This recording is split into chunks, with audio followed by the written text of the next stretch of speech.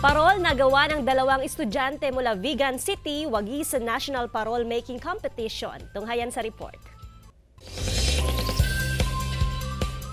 Bahagi na sa mahabang selebrasyon ng Pasko ng mga Pinoy ang pagsasabit ng mga parol.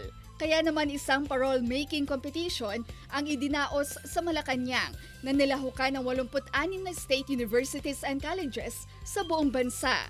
Second place ang parol na gawa ng dalawang fine arts students ng University of Northern Philippines na sina Mark Anthony at JJ.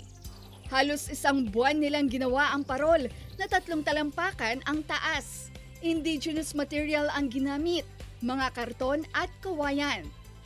Pero hindi lang basta parol dahil mga sikat na landmarks ang bumuo sa bawat anggulo.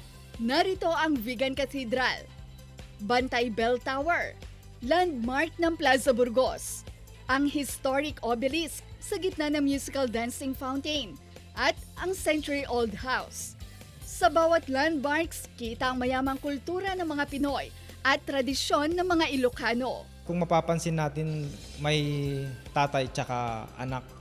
Which is tinuturuan niya yung anak niya para gumawa ng kakaibang bornay, which is yun yung tradition namin dito. Kasabay ng pagmold ng Bornay, yung tatay, hinahanda din yung anak in the future para may pamana din sa kanila yung tradition natin dito sa napaggawa ng Bornay. Tinawag nilang Hope of Patrimony ang parol.